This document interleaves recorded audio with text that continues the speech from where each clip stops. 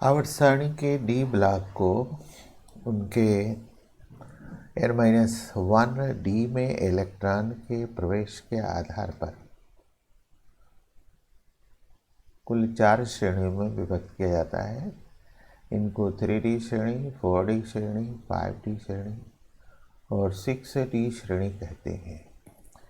3D series या 3D श्रेणी वो श्रेणी होती है जिनमें अंतिम इलेक्ट्रॉन 3D में प्रवेश करता है।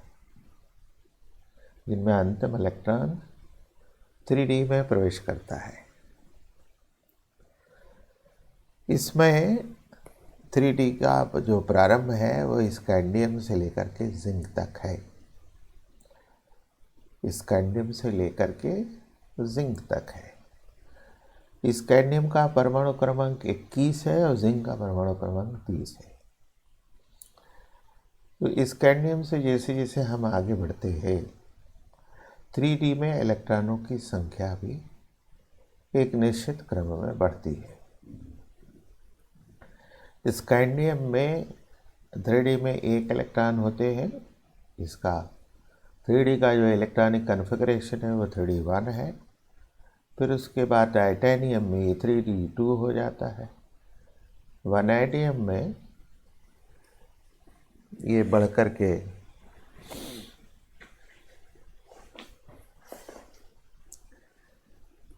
3D3 हो जाता है। क्रोमियम में ये 3D5, मैग्नीज में भी 3D5, आयरन में 3D6, कोबाल्ट में 3D7, निकिल में 3D8, कॉपर में 3D10 और जिंक में 3D10 हो जाता है। यानी दो स्थितियों में दो जगह हमको डी में इलेक्ट्रॉनों की संख्या समान मिलती है। एक क्रोमियम में जहाँ 3D5 है, एक मैग्नीज है यहाँ भी 3D5 है। इसी तरह से कॉपर और जिंक में भी 3D10 की स्थिति मिलती है। तो इलेक्ट्रॉनिक विन्यास जो है ये परमाणुओं के और उनके आयन के त्रिज्याओं को निर्धारित करता है। जो सामान्य परिभाषा है उस परिभाषा के अनुसार किसी परमाणु अथवा आयन में नाभिक और उसके बाह्यतम कोश के बीच की दूरी उसकी परमाणु का आयनिक त्रिज्या के रूप में देखी जाती है। तो 3D सीरीज में इस परमाणु की त्रिज्या में किस प्रकार से परिवर्तन होता है। जब हम स्कैंडियम से जिंक तक जाते हैं तो परमाणुक और आयनिक त्रिज्याओं में ये परिवर्तन किस प्रकार से होता है। तो परमाणुक या आयनिक त्रिज्या जो है वो कई कारकों पर निर्भर करती है। परमाणुक या आयनिक त्रिज्या कई कारकों पर निर्भर करती है। एक जो कारक आता है वो है कोशों की संख्या। कोशों की संख्या, नंबर ऑफ सेल्स। दूसरा नाभिक का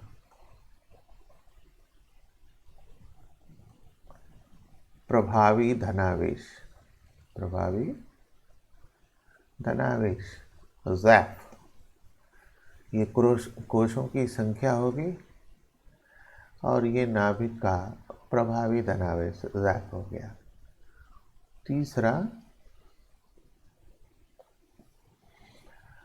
परिरक्षण प्रभाव,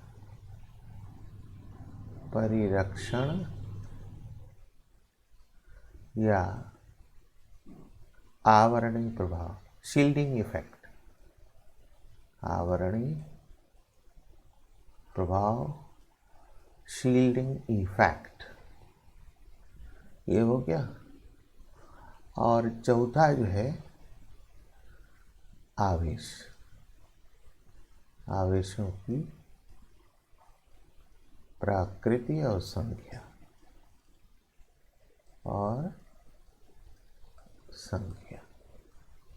ये हो गया। ये 4 फैक्टर ऐसे हैं जो परमाणुक त्रिज्या या आयनिक त्रिज्या को प्रभावित करते हैं। तो अब अगर मान लें कि हमारा किसी भी परमाणु का ये नाभिक हो गया और उसके बाहर ये उसके आयनिक वो उसके इलेक्ट्रॉनिक कोश हो गए, ये हो गया नाभिक और ये हो गया इलेक्ट्रॉनिक कोश।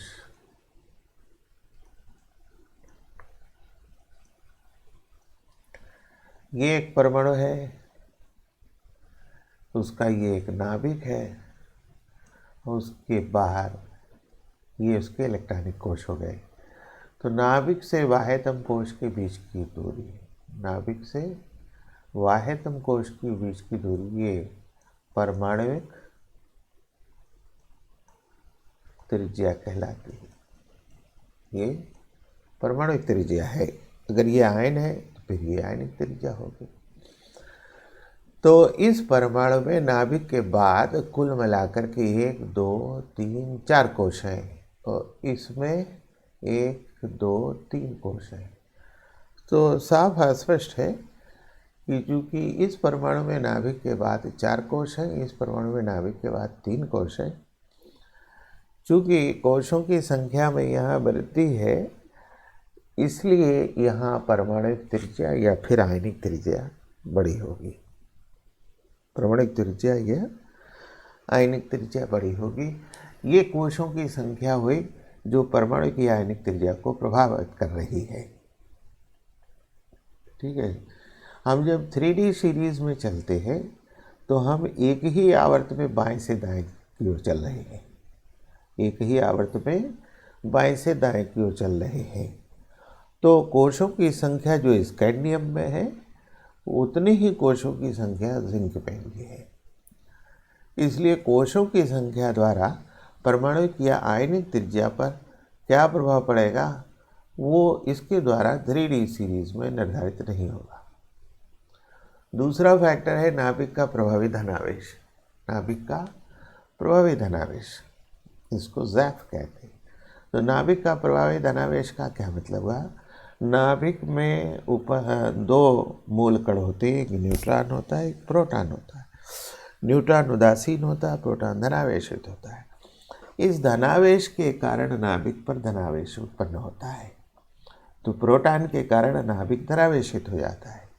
नाभिक के बाहर इलेक्ट्रॉनिक कोश है और इलेक्ट्रॉनिक कोशों में इलेक्ट्रॉन होते हैं और इलेक्ट्रॉनों पर ऋणावेश होता है। 2 विपरीत प्रकृति के आवेशों के मध्य परस्पर आकर्षण बल लगता है। तो नाभिक का यह धनावेश इलेक्ट्रॉन पर आकर्षण बल उत्पन्न करेगा। ये नाभिक का प्रभावी धनावेश है। तो जब प्रभावी धनावेश बढ़ता है तो नाभिक का आकर्षण बल बढ़ेगा और नाभिक का आकर्षण बल बढ़ेगा तो फिर बाह्यतम कोश नाभिक की ओर झुकेगा और परमाणु की त्रिज्या या आयनिक त्रिज्या छोटी हो जाएगी। ये स्थिति है।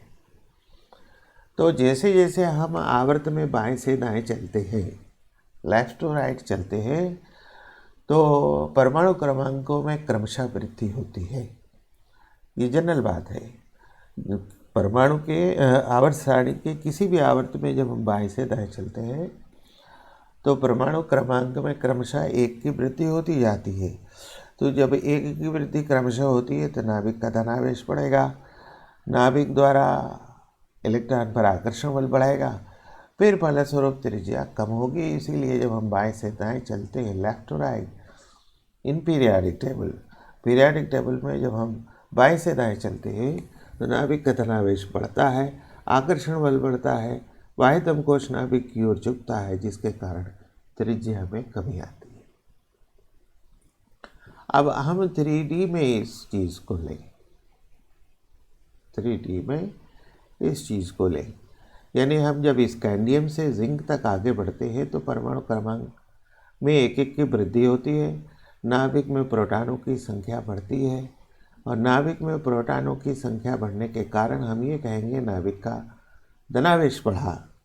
तो फिर हम कहेंगे नाभिक का धनावेश बढ़ा, नाभिक का आकर्षण बल बढ़ा और नाभिक का आकर्षण बल बढ़ने के कारण फिर त्रिज्या कम होनी चाहिए। ये जनरलाइजेशन है, ये सामान्यकरण बात है। लेकिन डी ब्लॉक में अन्य दो ब्लॉकों की तुलना में थोड़ा सा परिवर्तन है। वो परिवर्तन ये है कि हमारा जो अंतिम इलेक्ट्रॉन है वो बाह्यतम कोश में न जा कर के उसके पीछे के कोश पेनल्टीमेट शेल में जाता है। यही स्थिति जो है एफ ब्लॉक में है। हमारा अंतिम इलेक्ट्रॉन जो डी ब्लॉक में है n-1 डी में जाता है और एफ ब्लॉक में ये n-2 एफ में जाता है। अन्य ब्लॉकों में अंतिम इलेक्ट्रॉन बाह्यतम कोश में प्रवेश करता है। तो इसलिए यहाँ जो नाभिक का प्रभावी धनावेश है वो इलेक्ट्रॉनों के विन्यास से प्रभावित होगा। तो हम अकेले नाभिक के धनावेश के आधार पर परमाणु या आयनिक त्रिज्याओं का निष्कर्ष जो है डी ब्लॉक में नहीं निकाल पाएंगे। तो नाभिक का प्रभावी धनावेश जो है उसके साथ साथ एक और प्रभाव है जिसको हम आवरणीय प्रभाव, शील्डिंग इफेक्ट या परिरक्षण प्रभाव कहते हैं, वो साथ साथ काम करता है। तो साथ साथ काम करने का मतलब क्या हुआ कि जो बाह्यतम इलेक्ट्रॉन है, बाहरी इलेक्ट्रॉन है, वो अंतिम इलेक्ट्रॉन जो है वो n-1 डी में आ रहा है। तो फिर n-1 डी में आने के कारण आंतरिक कोशों में इलेक्ट्रॉनों की संख्या बढ़ती है। मतलब क्या हो गया कि कोशों में उपस्थित इलेक्ट्रॉनों पर दो प्रकार का बल कार्य करेगा। कोशों में उपस्थित इलेक्ट्रॉनों पर दो प्रकार का बल कार्य करेगा। एक तो नाभिक का आकर्षण बल प्रभावी धनावेश के अंतर्गत आएगा और दूसरा इलेक्ट्रॉनों के मध्य प्रतिकर्षण बल, ये 3D के कारण उत्पन्न होगा। 3D सीरीज में ये 3D के कारण उत्पन्न होगा और डी ब्लॉक में ये n-1 डी के कारण उत्पन्न होगा। दोनों का प्रभाव एक दूसरे के विपरीत होता है। यानी नाभिक का आकर्षण बल परमाणु त्रिज्या को कम करने का प्रयास करेगा और परिरक्षण या आवरणीय प्रभाव इस त्रिज्या को बढ़ाने का प्रयास करेगा। तो अब दो प्रभाव हो गए, एक तो नाभिक का प्रभावी धनावेश हो गया और एक आंतरिक कोशों में इलेक्ट्रॉनों का आवरणीय प्रभाव हो गया। तो नाभिक का प्रभावी धनावेश अगर आवरणीय प्रभाव से अधिक है, यदि नाभिक का प्रभावी धनावेश परिरक्षण या आवरणीय प्रभाव से अधिक है तो फिर त्रिज्या घटेगी, और यदि परिरक्षण प्रभाव या आवरणीय प्रभाव नाभिक के प्रभावी धनावेश से अधिक है तो फिर त्रिज्या बढ़ाएगी। लेकिन यदि दोनों बराबर है तो फिर त्रिज्या में कोई बहुत बड़ा परिवर्तन नहीं आएगा। ये 3D की स्थिति है, ये 3D की स्थिति है। और दूसरा आवेशों की प्रकृति और संख्या है, ये भी अन्य प्रभावों के अंतर्गत ही आएगी। यदि परमाणु का त्रिज्या घटती है तो उनके धनावेशों की भी त्रिज्या, उनके आयनों की भी त्रिज्या उसी अनुसार घटेगी। यानी किसी भी परमाणु पर उपस्थित आवेश जो है वो आयनिक त्रिज्या के व्युत्क्रमानुपाती होती है। यानी अगर आवेश बढ़ता है तो त्रिज्या घटेगी और यदि आवेश घटता है तो त्रिज्या बढ़ेगी। मतलब अगर आवेश बढ़ता है तो नाभिक का प्रभावी धनावेश बढ़ेगा, आवरणीय प्रभाव घटेगा तो फिर त्रिज्या घट जाएगी। और यदि आवेश घटता है तो नाभिक का प्रभावी धनावेश बढ़ेगा और फिर त्रिज्या, यदि आवेश घटता है तो त्रिज्या बढ़ेगी, यदि आवेश घटता है तो त्रिज्या बढ़ेगी। तो यदि आवेश घटता है तो नाभिक का प्रभावी धनावेश भी घटेगा, परिरक्षण या आवरणीय प्रभाव बढ़ेगा, फिर त्रिज्या में विस्तार होगा। तो ये वो फैक्टर हैं जिनको हम ले करके चलेंगे 3D में परमाणु की या आयनिक त्रिज्या में परिवर्तन के लिए। 3D में परमाणु या आयनिक त्रिज्या में परिवर्तन के लिए।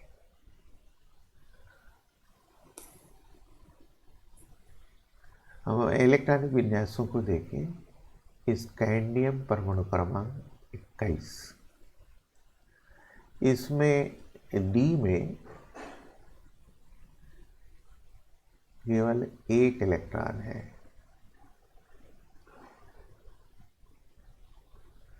ये 3D1 की स्थिति है। 3D1। स्कैंडियम के बाद टाइटेनियम है 22,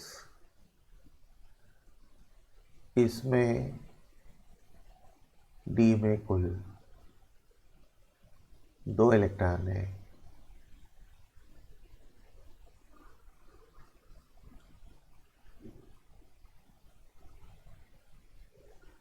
ये 3D2 है। फिर वैनाइडियम है परमाणु क्रमांक 23,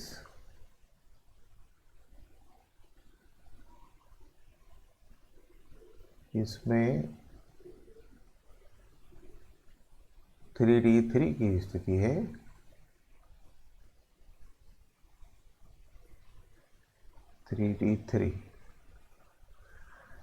फिर क्रोमियम है परमाणु क्रमांक 24 है, इसमें 3D5 की स्थिति है।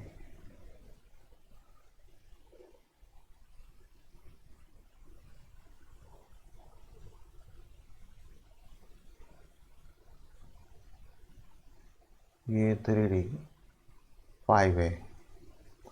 फिर मैग्नीज है Mn परमाणु क्रमांक 25 है,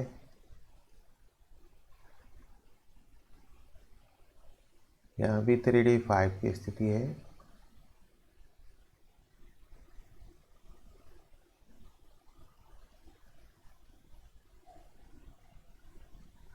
ये 3D5 है। फिर आयरन है 26,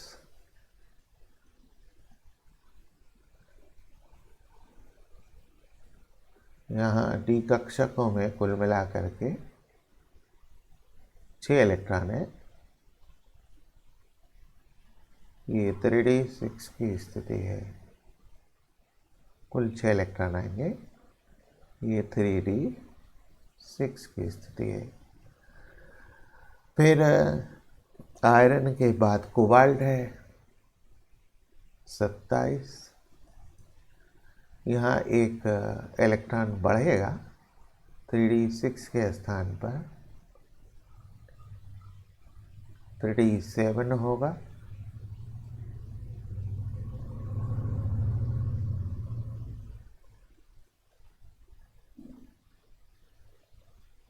ये 3D7 है। फिर निकिल है, ये परमाणु क्रमांक 28 है,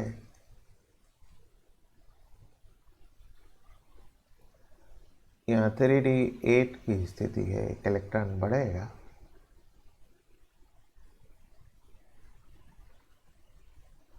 तो 3 4 5 3D8 की स्थिति है ये।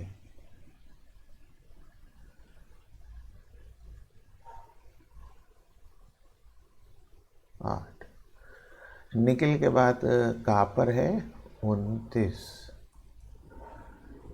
ये 3D10 की स्थायी अवस्था में आ जाता है।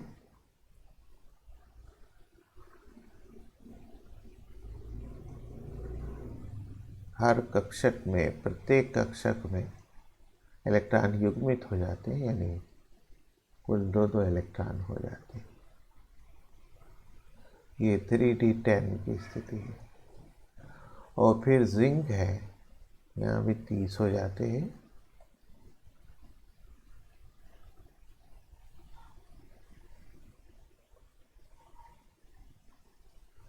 यहाँ भी कुल सभी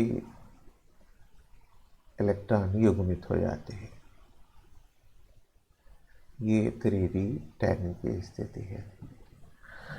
तो यहाँ अयुग्मित इलेक्ट्रॉनों की संख्या स्कैंडियम में 1 है, टाइटेनियम में 2 है, वेनेडियम में 3 है, क्रोमियम में 5 है, उसी अनुसार मैग्नीज में भी 5 है।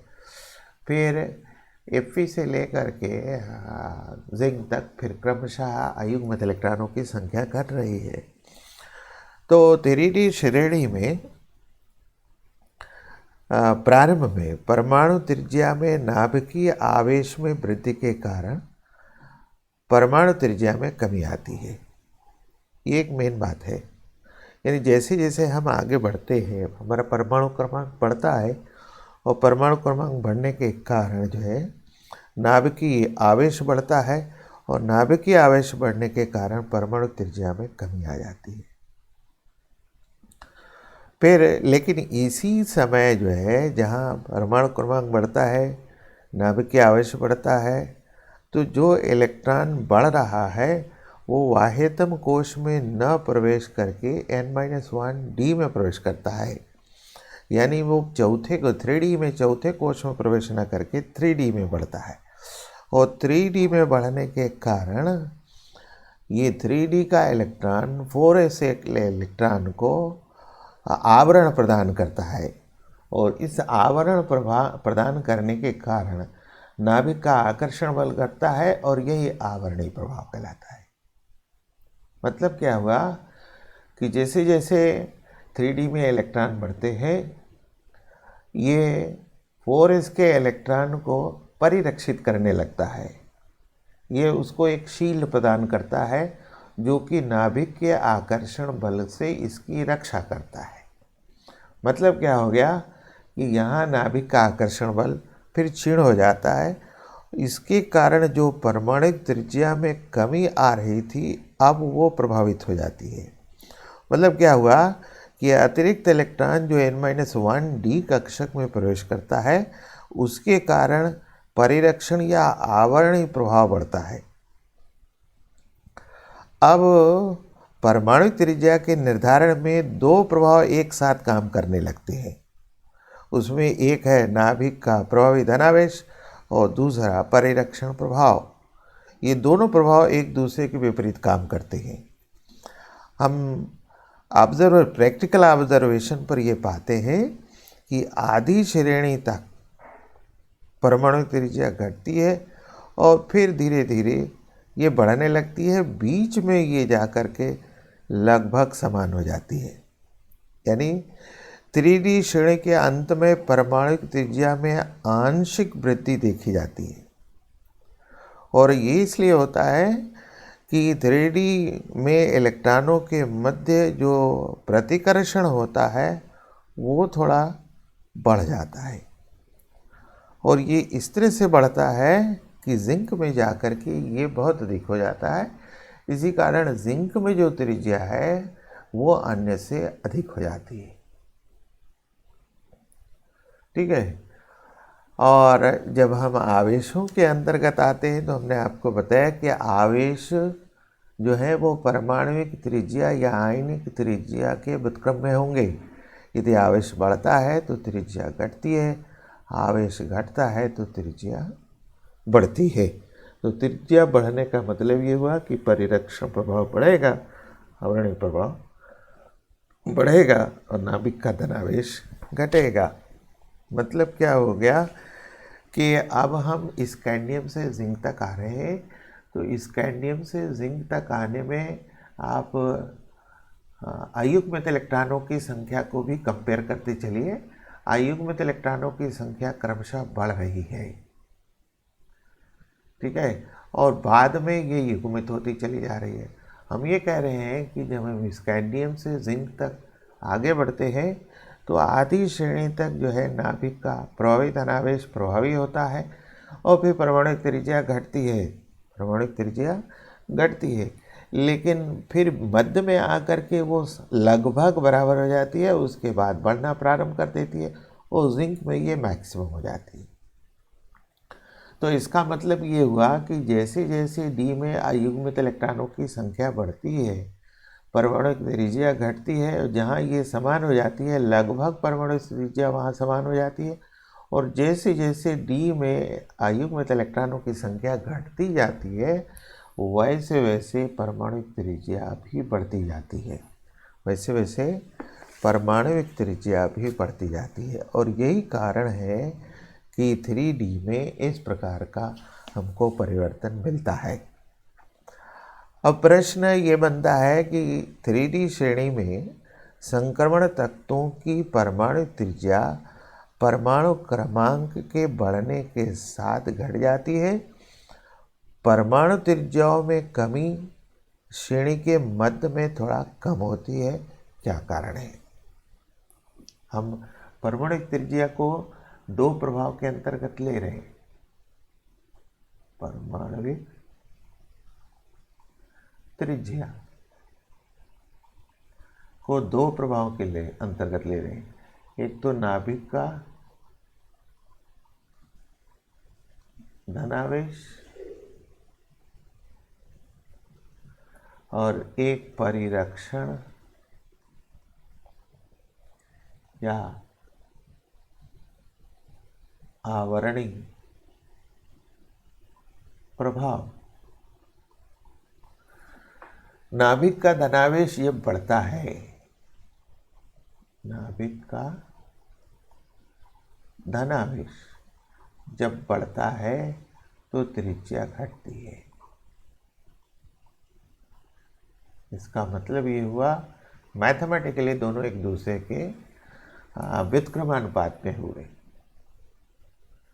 और यदि परिरक्षण या आवरणीय प्रभाव बढ़ता है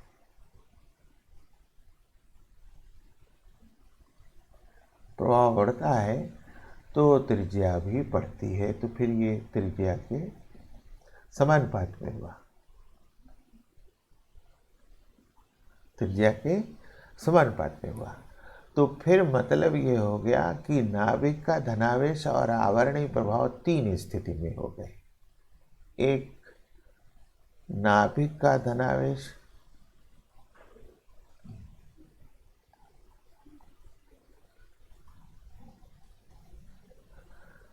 ग्रेटर देन आवरणीय प्रभाव,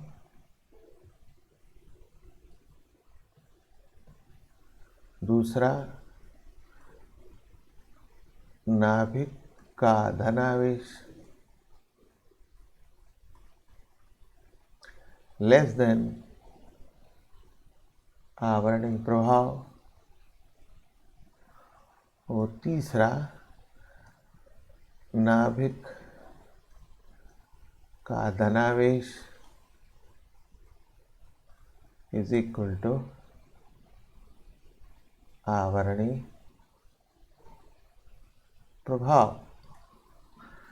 मतलब क्या हुआ कि जब नाभिक का धनावेश और आवरणीय प्रभाव में दो संबंध होंगे, या तो दोनों बराबर हो या दोनों बराबर न हो, दोनों एक दूसरे के विपरीत एक्शन करते हैं, दोनों का प्रभाव एक दूसरे के विपरीत होता है। विपरीत होने का मतलब ये है कि जब नाभिक का धनावेश बढ़ता है तो त्रिज्या घटती है, लेकिन जब आवरणीय प्रभाव बढ़ता है तो त्रिज्या बढ़ती है। दोनों एक दूसरे के विपरीत प्रभाव को प्रदर्शित कर रहे हैं। तो मतलब क्या हो गया कि यदि दोनों का प्रभाव समान हो, यानी प्रभाव समान होने का मतलब नाभिक का धनावेश आवरणीय प्रभाव द्वारा संतुलित हो जा रहा है या आवरणीय प्रभाव नाभिक के धनावेश द्वारा संतुलित हो जा रहा है, ऐसी स्थिति में परमाणुविक त्रिज्या में कोई विशेष परिवर्तन नहीं होगा और हम ये कहेंगे कि परमाणुविक त्रिज्या लगभग समान हो गई। तो इस बात को अगर हम 3D सीरीज़ में लेकर के चलें तो हम ये कहेंगे कि जैसे जैसे हम स्कैंडियम से आगे बढ़ते हैं, डी में अयुग्मित इलेक्ट्रॉनों की संख्या क्रमशः बढ़ती है और बढ़कर के लगभग समान हो जाती है। तो ऐसी स्थिति में क्रमशः नाभिक का धनावेश बढ़ता है और त्रिज्या घट जाती है, यानी स्कैंडियम से जिंक तक जब हम आगे बढ़ते हैं तो नाभिक का धनावेश क्रमशः बढ़ता है, आवरणीय प्रभाव क्रमशः घटता है, जिसके कारण परमाणुविक त्रिज्या में कमी आती है। लेकिन मध्य में आने पर नाभिक का धनावेश आवरणीय प्रभाव द्वारा संतुलित हो जाता है, इसलिए परमाणुविक त्रिज्या में कोई बहुत बड़ा परिवर्तन नहीं मिलता, यानी परमाणु त्रिज्याएं लगभग समान हो जाती हैं। लेकिन जैसे ही हम आगे बढ़ते हैं वैसे ही धीरे धीरे अयुग्मित इलेक्ट्रॉनों की संख्या घटती जाती है, आवरणीय प्रभाव बढ़ता जाता है, नाभिक का धनावेश घटता जाता है, फलस्वरूप परमाणु त्रिज्या बढ़ना प्रारंभ हो जाती है। जिंक में जा कर के अयुग्मित इलेक्ट्रॉनों की संख्या 0 हो जाती है, आवरणीय प्रभाव अधिकतम हो जाता है, नाभिक का धनावेश न्यूनतम हो जाता है, जिसके कारण जिंक की परमाणु त्रिज्या में अचानक उछाल आ जाता है, यानी इसी कारण जिंक की परमाणु त्रिज्या बढ़ जाती है। तो 3D सीरीज में 3D श्रेणी में हम जब बाएं से दाएं चलते हैं तो परमाणु त्रिज्याओं में इस प्रकार का परिवर्तन हमको दिखाई देता है। हम इसी अनुसार प्रश्नों के जवाब भी देंगे। प्रश्न हमारा ये मिलता है कि 3D श्रेणी के अंत में परमाणु त्रिज्या में थोड़ी वृद्धि अधिक पाई जाती है, तो हम अपने जवाब को परमाणु आवरणीय प्रभाव और नाभिक के धनावेश पर फ्रेम कर लेंगे। यदि त्रिज्या बढ़ रही है तो इसका मतलब है आवरणीय प्रभाव बढ़ रहा है और नाभिक का धनावेश घट रहा है। तो हम ये कहेंगे कि 3D सीरीज में हम जब मध्य से आगे बढ़ते हैं तो आवरणीय प्रभाव नाभिक के धनावेश पर अधिक प्रभावी हो जाता है, अर्थात आवरणीय प्रभाव बढ़ जाता है, नाभिक का धनावेश घट जाता है और इसी कारण परमाणु त्रिज्या में ये वृद्धि दिखाई देती है। आयनिक त्रिज्या में जैसे जैसे आवेश बढ़ते हैं वैसे वैसे जो है त्रिज्या घटती है। जैसे जैसे आवेश बढ़ते हैं वैसे वैसे त्रिज्या में कमी दिखाई देती है। तो अब जैसे Fe++ है,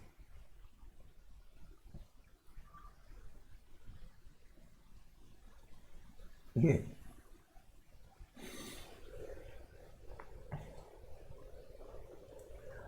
आवेश प्रोपोर्शनल टू 1/3 त्रिज्या, मतलब हमारे पास Fe++ है और Fe++ है। हमको ये डिसाइड करना है कि किसकी त्रिज्या छोटी होगी, किसकी त्रिज्या अधिक होगी। तो Fe++ में धनावेशों की संख्या 2 है, Fe++ में धनावेशों की संख्या 3 है।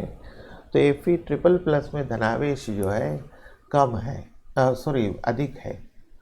Fe++ में धनावेश Fe++ से अधिक है और अधिक होने के कारण इसकी त्रिज्या छोटी होगी। तो त्रिज्या छोटी होने के कारण आवेश जब बढ़ेगा तो फिर नाभिक का धनावेश बढ़ेगा,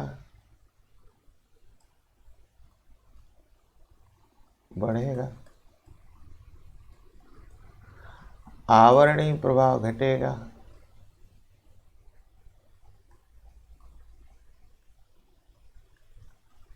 फिर त्रिज्या घटेगी। मतलब क्या हो गया कि Fe++ की परमाणु त्रिज्या Fe++ की आयनिक त्रिज्या Fe++ से छोटी हो जाएगी। इसी तरह से हम Ni++ ले सकते हैं। इसी प्रकार से Ni++ है और Ni++ है, तो आवेश बढ़ने पर त्रिज्या घटेगी, तो फिर Ni++ की त्रिज्या जो है Ni++ से अधिक होगी। Ni++ की त्रिज्या Ni++ से अधिक होगी। इसी तरह से Ni++ की त्रिज्या जो है Ni++ की त्रिज्या हम Ni4+ से भी ले सकते हैं, Ni3+ से भी ले सकते हैं। उसी अनुसार हम मैग्नीज की भी आयनिक त्रिज्याओं में परिवर्तन ले सकते हैं, यानी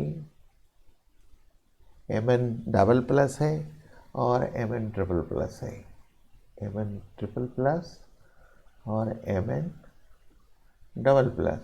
हम ये कह रहे हैं कि आवेश बढ़ने पर त्रिज्या घटेगी, तो फिर Mn++ की जो आयनिक त्रिज्या है वो Mn++ से छोटी हो जाएगी।